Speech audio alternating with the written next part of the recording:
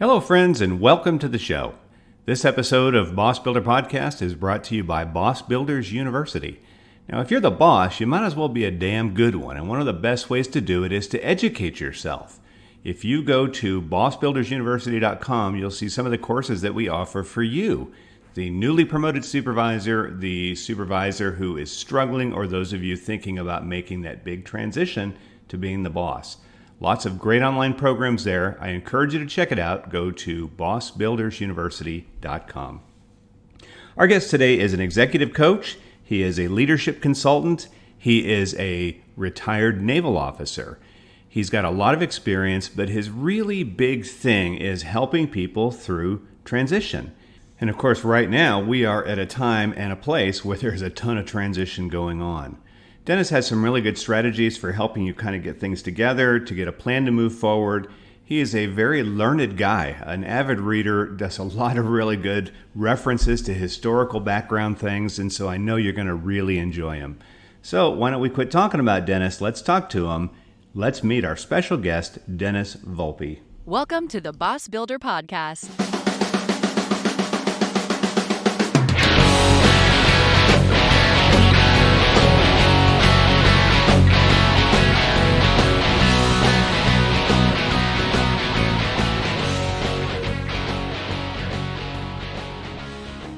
Dennis Volpe, welcome to the show. Hey, Mac, I appreciate the opportunity to chat with you today. It's a great privilege for me because it's not all that often I get to talk to a fellow sailor. And I live near Fort Campbell, so I'm in a strange place near an army town. And so every now and then it's good to talk to somebody with a similar background. We were connected, I believe, through a fellow veteran, and it seems like veterans are really developing really strong networks. And so I'm really glad that we were able to connect and you could be with us this morning. So you are an executive coach, you're a leadership consultant, you're an executive performance coach. You know a lot about leadership, you write about leadership, you teach about leadership. And I want to talk about all of those things, but it wouldn't be proper to talk about them until we find out who you are. So Dennis, tell us about your journey. Take us back to the beginning. I want to hear about your service because that's always important. And where did you learn some of these lessons from? Sure, Mac. I appreciate the opportunity. I started my military journey on the banks of the Chesapeake Bay. So I went to the Naval Academy, and during my time at the Naval Academy, had the opportunity to be in the presence of some amazing people, both my contemporaries as well as officers who provided some amazing examples. And from there, I was a career surface warfare officer and had the opportunity to again spend time with sailors and officers who were amazing and did amazing things, and had the opportunity to go back to the Naval Academy as a leadership development instructor and ethics facilitator and rugby coach. So I got to teach emerging leaders about leadership and my experiences at sea as a junior officer in the morning. Sometimes at lunch, you had the opportunity to talk about ethics. And then in the afternoons, I got to coach rugby. So you really couldn't beat it. And jeez, I had no idea. We didn't talk about that. So a rugby coach as well. Yeah. It was a great opportunity. Not only because of the opportunity I had to interact with the midshipmen in terms of imparting some of my experience, some of my insight, some of my perspective on the future leaders of our Navy and our Marine Corps, but also the opportunity to interact with the other officers. And I think about, one of the most highly effective teams I've been a part of, and it was that coaching staff. And I say that because some of the guys that were on that coaching staff, unfortunately, some are actually in the history books, but other ones are actually making history in terms of where they are in their career as a general officer in the Marine Corps, as a senior naval officer in charge of all things training in the naval special warfare community, to making a huge difference in the corporate space. So it was just amazing. It was an amazing opportunity. And then went on to be a department head on a guided missile cruiser, and had the opportunity to work with some amazing people again, and got to see some different things that I hadn't seen during my junior officer days. And during that time, I really started thinking about, well, what do I need to do next? And as a surface warfare officer, you always think about command, and but at the time there was that opportunity to do something different. And after my department head tour, I went to the Naval Command and Staff College to take care of some required career milestones in terms of joint professional military education. And then, like to say, I went on a Navy appreciation tour with the Army, and I went to be an operational planner in Afghanistan. And while I was there, had the opportunity to not only serve with some amazing Army, Navy, Air Force, Marines, but also some international partners to really understand what that's all about. And during my time there, I got screened for command, and then I went to be an executive officer and a commanding officer, and then after that went to a regional command, Naval Forces Southern Command, as the director of future operations for maritime activities in Central and South America. So, if I were to give you the brief, bottom line up front about my military career, I had the amazing opportunity to work with sailors and officers who were really committed to a mission and were really committed to something larger than themselves, and impacted me in a way that I can't describe. How many total years were you active duty? 20 years, 1 month, and 7 days, if you want to be completely accurate. Plus, Well, people don't understand that about military folks. We count down sometimes to the minute, right? Right. Yeah. Well, that is quite a powerful career in just 20 years. So, Dennis, at what point did you know what you were going to do once you retired? And that's a great question, because I didn't really know. And when you start thinking about what I wanted to do, I really had to think about it. And when I started talking to people and telling people what I was passionate about, what my skill set was, and the problems that I really wanted to solve, then it was people in my network saying, hey, you know what? You may want to consider going into executive coaching. And they didn't say executive coaching. They actually said coaching. Mm-hmm. So if we rewind the clock, Mac, it was, oh, yeah, you know what? I was a USA Rugby certified coach. I know what that's all about. Mm-hmm. And of course, I was told, no, that's not what I'm talking about. I'm talking about executive performance coaching and taking the leadership lessons and the organizational effectiveness lessons that you learned as a military officer and translating them into the corporate space, into the civilian sector, so people can really get the informed insight that you have and the experience perspective that you have. So that way you could really help them be better and do better. And I said, oh, okay. And that's when I started looking at coaching opportunities and decided that, you know what, as a military officer, certification matters, being trained and certified in something. And that's when I decided that I wanted to go to the Columbia Executive Coaching Program and get certified as an executive coach. Okay. How long was that program? It was about a year. And Wow. there was academics, in-person stuff. And then there was a virtual program for about 10 months, and then a follow-on in-person intensive academic piece. So there was an academic part of it, there was a practicum part of it, and an opportunity to actually practice your craft. So this process, is it kind of a sequence that you go through, and then you're able to add your experience and leadership as a companion to that? How does it kind of blend together? Well, when I think about the Columbia program, I thought about it in two different ways, Mac. One, I wanted to be certified through a program that made sense for me. Mm-hmm. And I like to say frameworks make my brain work.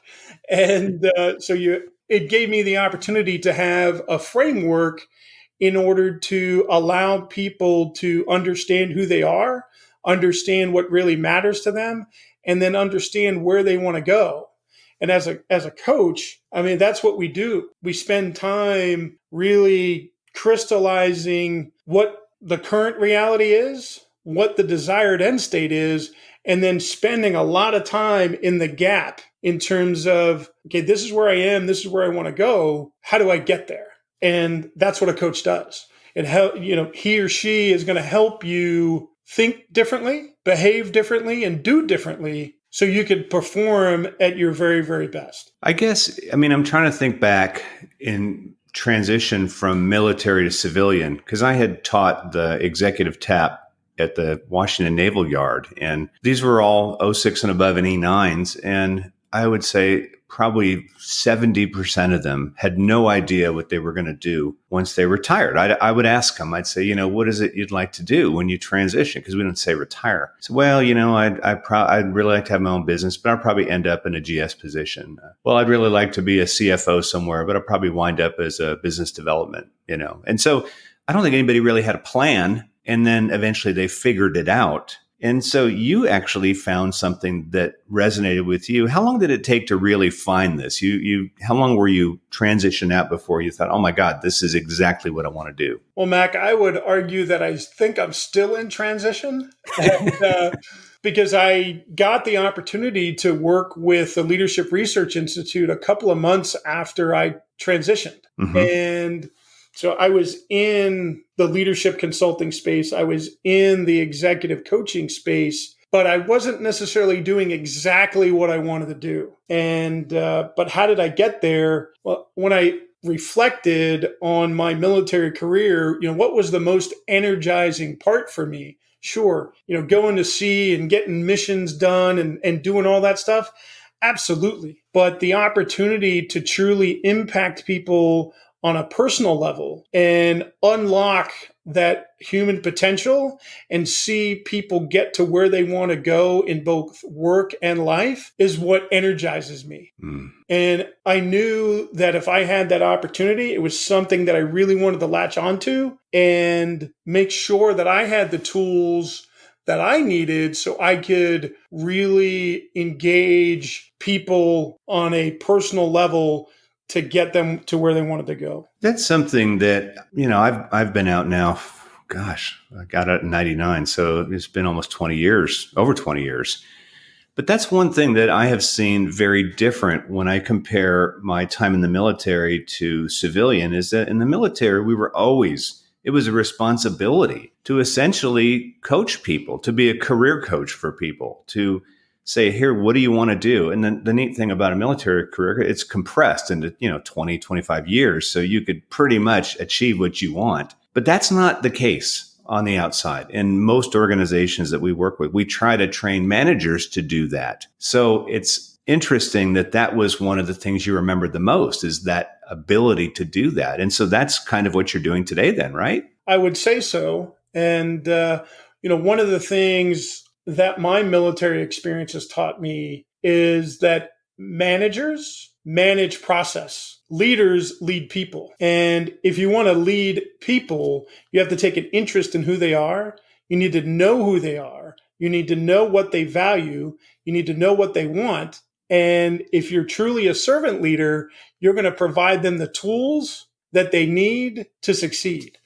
And when I think about what a coach does, whether it's an executive performance coach or a transition coach, or at least what I do is spend time focused on the individual, not necessarily focused on the issue that they have or the problem that they think they have, but focused on the individual and providing them that unfiltered accountability that they need so that way they could be their best self.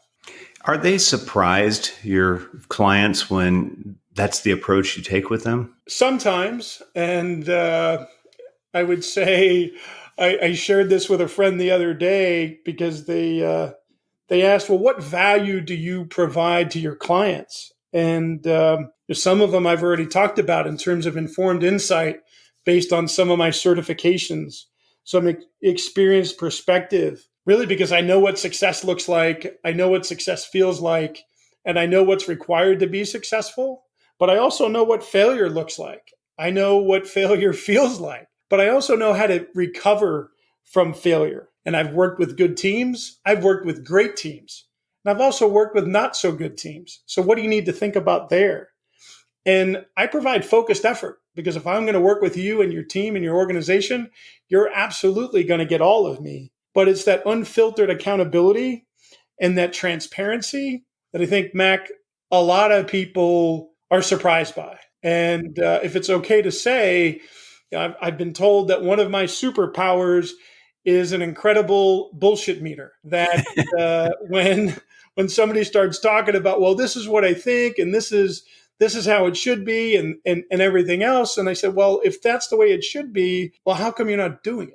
How come your words and your deeds don't match? And then we have a real conversation. Yeah, I would imagine so after the jaw gets picked up off the floor, huh? And it's about exploration because very often, and you pointed it out, that life is busy, life is fast, life is hard, and we don't spend the time to reflect on things as much as we should. And very often, unless we're forced to, we don't explore the things that we want to explore because we just want to get moving in a positive direction. But without that reflection, without that exploration, I was a kid who grew up on Long Island, and good, bad, or indifferent, I was always a fan of the Yankees. And Yogi Berra always said, or at least it was attributed to him, if you don't know where you're going, you might end up in the wrong spot. So if you don't take the time to really reflect and explore before you go, you may end up somewhere where you didn't plan to be. Yeah. So Dennis, what would the ideal client look like for you? Because I'm sure, do people get sent to you? Because I see that sometimes. Oh, we're going to send you this coach. He's going to get your head and your ass wired together correctly. Right. Do you get that, or do people sign up? And then, so when they do, what does a good fit look like? When I think about my ideal client, there needs to be a commitment to personal development. There needs to be a growth mindset rather than a fixed mindset in terms of being curious, in terms of not being afraid to fail forward. And there needs to be an optimistic outlook. And I define optimism as being able to see and understand and accept reality and the obstacles and barriers that may exist, but have a can-do attitude around, this is where I need to go, and these are the obstacles and barriers that I have to get over. But you know what? We'll get there. And the reason I use the term we is because if I'm part of your team, I'm going to absolutely empower you and equip you with the tools that you need to make that journey a little bit easier. And then there needs to be an action orientation. And I think about a former client who had some of these, but not all of these. And after a while, there was no action. And finally, I just had to say, I really enjoy our conversations, but I don't think I'm your ideal coach because all we're doing is talking. So, and it goes back, Mac, to that whole understanding of, do your deeds and your words match? Because when you tell me that you're going to do something, my expectation as your trusted advisor in both work and life, that you're going to actually do them. And if you don't, I'm going to provide some unfiltered accountability and, or I heard another term recently, relational transparency, to provide you with some developmental feedback in terms of, if this is where you want to go and this is really important to you and you said you're going to do it, why is there no action? Wow. So would you actually then just terminate an agreement with somebody? Yes, and I have. Wow. Well, I guess there's no sense taking a client's money if they're just in there for therapy or whatever else they see your meetings with, I guess, right? Well, when I think about, my personal values, the top two are autonomy and impact. And when I think about autonomy, it's about being able to do the things I want to do with the people I want to do them with when I want to do them. And that's both work and life. But the second one is impact. And when I think about impact, it's really, from a coaching perspective, is giving my clients an opportunity for enlightenment and empowerment and equipping them with some insight and some perspective. And I use the word accountability to allow them to get to where they want to go. Okay.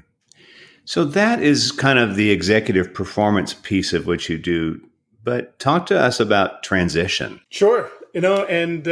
Transition is all about change. Mm-hmm. And whether you're moving from a military career or you're moving from, one corporate job to another, or you're going from the corporate space to the nonprofit space, it's all about change management. And when you think about change management and transition, well, there's your current state, there's the desired state, and then there's that transition state. And it's about really defining what transition is for you, because it's different for everybody else.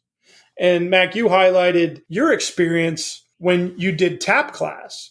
Mm-hmm. And, the definitions for transition were different for each individual person. Mm-hmm. Well, I want to start my own business. Or, you know what? All I want to do is get a GS job because I'm looking for a paycheck, right, or whatever it is. But defining what transition is and defining what success looks like and what success feels like is the first step in any transition conversation that I have, because it's about having an objective and it's about understanding and being able to leverage your senses in terms of, well, what am I thinking about? But also, what do I want to feel? What do I want to believe? What do I need to know? What do I need to see, hear, and experience to know that I am where I want to be?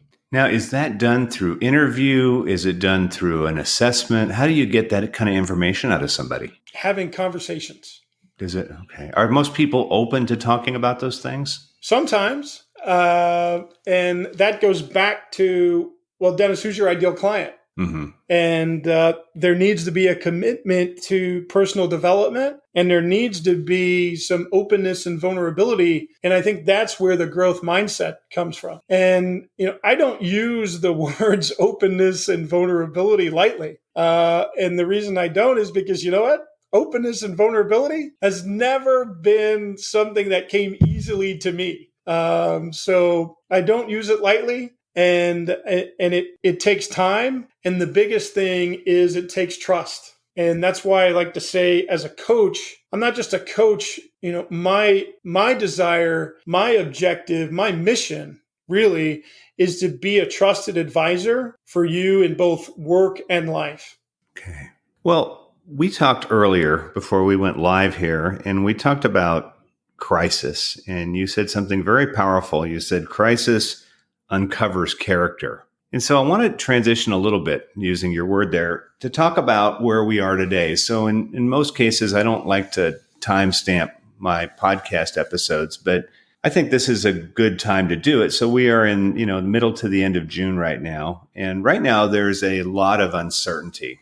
And I would imagine when you think about your days when you were active duty, you probably in many cases had to operate in times of ambiguity.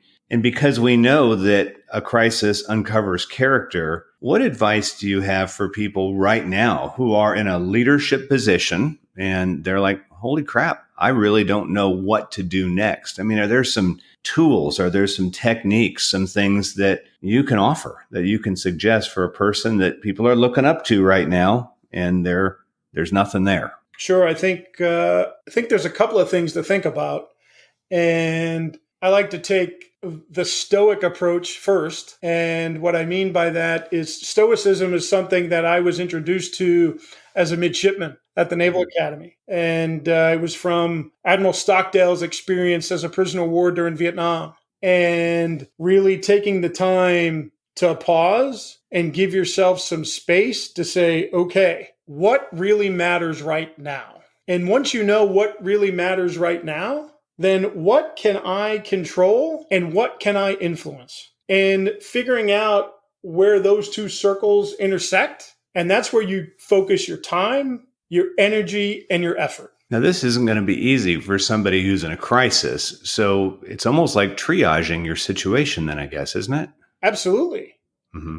And, when you think about decision making, what does decision making need, right? To make really good decisions that are responsive to our environment rather than reactive to our environment. I always reflect back to Viktor Frankl's quote in his book, A Man's Search for Meaning. And I may not get it completely right, but between stimulus and response, there's a space. And in that space is our power to choose our response. And in our response lies growth and freedom. But what do you need? You need time and you need space. So when you think about time and space, what can you do as a leader in an organization to give yourself that time and space? And some of that comes from organizational structure, organizational process, planning, and perspective. So when I work with teams, some of the questions that I ask are mission and purpose. Does everybody on the team understand the mission and purpose of the organization? Is there an overall team intent? What about roles and responsibilities? Does everybody know what they're supposed to be doing and what they're responsible for? And oh, by the way, what about expectations?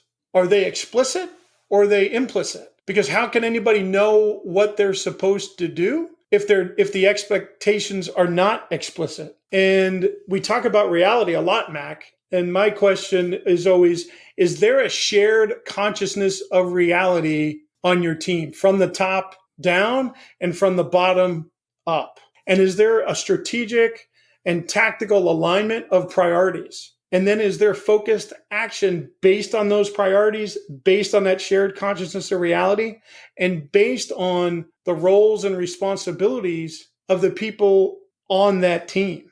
And then the other part is there some sort of structured reassessment process? So you can actually look at it and say, okay, you know what? We did really good here. We didn't do all that well right here. Why?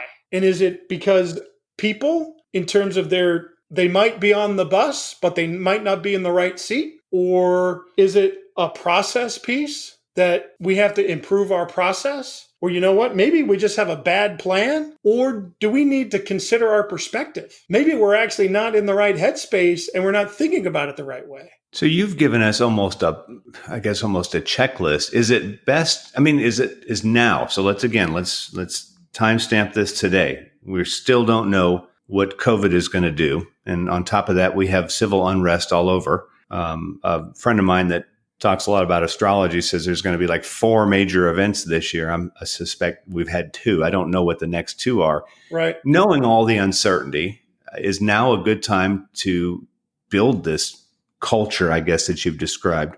Or should we wait for things to calm down so we can kind of all get on the same page? What do you think?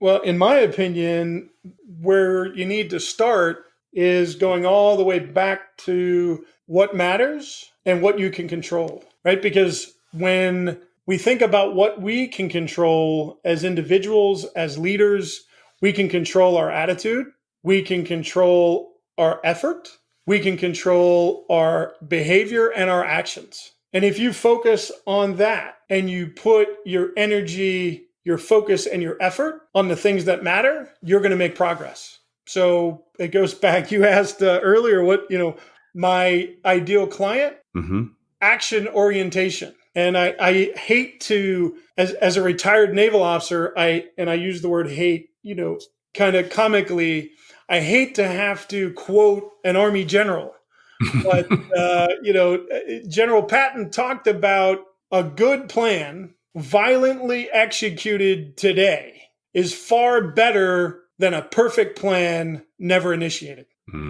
Because at the end of the day, if you start making progress and you start looking at your success criteria and the benchmarks that you have along the way, and you have that structured reassessment process in place, you can start making corrections as you go, because you're not going to always get it right. And that's why that whole fail forward thing is so important. Because if in other words, we're not going to wait till things get perfect, right? Things are never going to be perfect, Mac. Let me ask you, you've been doing this podcast stuff. You've been doing this HR oxygen stuff. You've been doing this boss builder stuff for a while. When has there ever been a perfect time to do anything?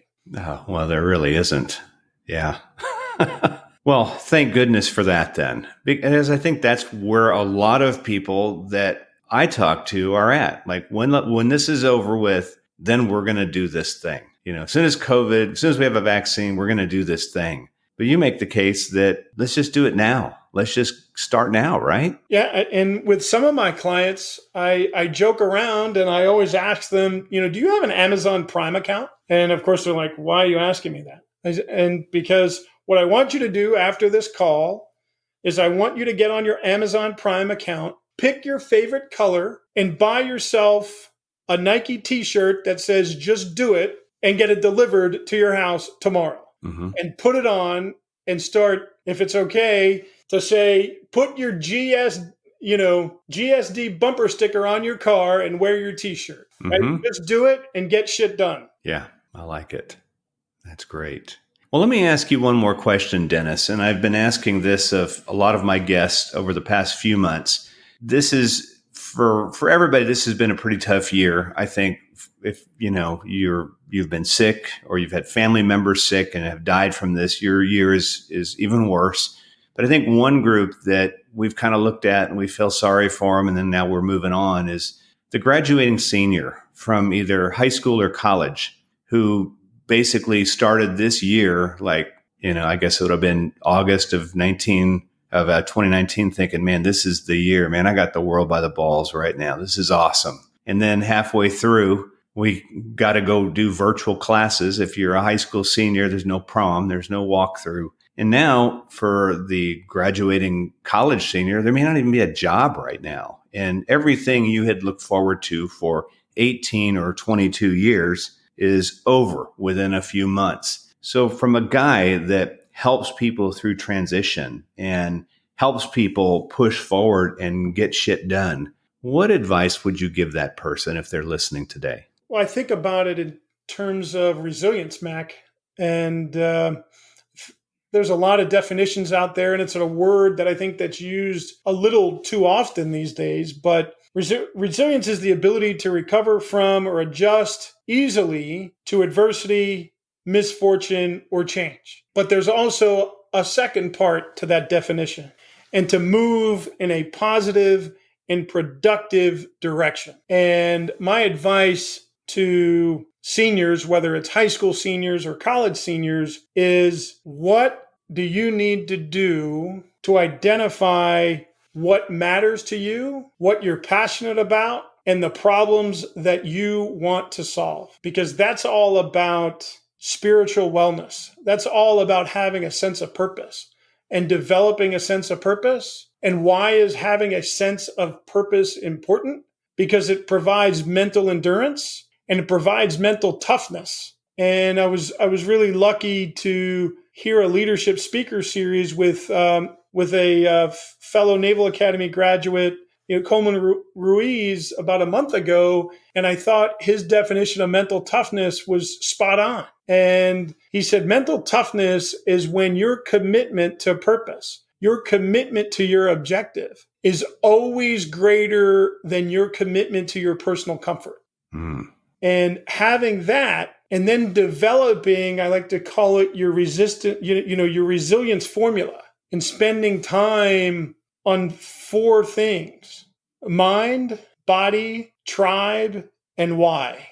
The why is what I just talked about, your sense of purpose. But what about your mind? What are you doing for your mental health? What are you doing for your mindfulness? So that way you have a greater sense of clarity, a greater sense of focus, and a greater sense of creativity, so you can pursue that sense of purpose. And body, what are you doing in terms of a wellness routine that's going to give you that emotional and mental energy that you need, as well as the mobility and function that you want to do the things that you want to do?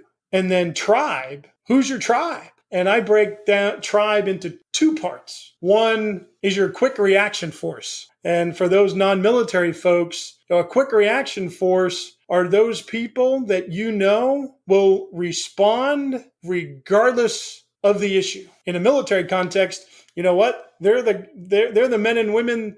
They're kind of like the cavalry. When things go sideways, they're the ones that you call, and they come and they fix it. And as a surface warfare officer, as a ship driver, we had that from a damage control perspective on ships and an anti-terrorism force protection perspective. But in life, who are those 5 to 10 people that will always answer your call, regardless of the subject, regardless of the time of day, and they will always give you insight, perspective, and accountability? And then your tribe, the larger tribe. Who are those people that give you energy, that provide you the opportunity to be better and do better? So who are those thought leaders that you want to connect with in the space you want to go? Who are the mentors that are doing the things that you want to do in a way that you want to do them? Who are those trusted industry experts that are doing things the right way? And then also, who are those friends that,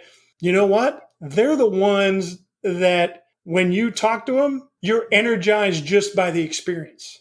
And developing that close network so that way you could always be the best version of yourself. So that was probably a very long answer to that question, Mac. But I'm glad, because I don't think there is a short answer to that question. I mean, right there, if you're listening, that was your graduation speech, and it was good. And it was, the best part, it was short. Most graduation speeches go on forever. But I think that's a great way to really sum up what you bring, Dennis. I mean, you have just an interesting background, a really unique set of skills and the experiences that really boost those up. And I mean, you've got a way of communicating those things. So thank you so much for sharing with us today. If you're listening, some of you are thinking, all right, I need Dennis to come alongside of me and help me get my act together. I'm ready to do the work. I want to know how to reach him. Others may need you to help them with some team transition building, working and getting everybody on the same page. So if you are wondering how to get a hold of Dennis, how do we get a hold of you? No, Mac, I appreciate it. And like I said at the beginning, I truly appreciate the opportunity. And the best way to get a hold of me is via LinkedIn. I'm on there probably more often than I should be, or via email. And my email is dennis.volpe@lri.com. So Lima Romeo India.com. Or you know what? You can just give me a call. And my phone number is 904-861-9155. So if you're interested in being your best self and performing better and looking for the opportunity to think differently, behave differently, and do differently, I'd love to have a conversation. It's perfect. Well, you've teed up just the person that needs to give you a call. So if you're listening, definitely let's not wait. Things are not going to get back to normal anytime soon, if ever. So why wait? Reach out to Dennis. Dennis, thank you so much for taking time out of your schedule to chat with us this morning. We really appreciate it. Thanks, Mac. And I look forward to being connected with you on a more regular basis.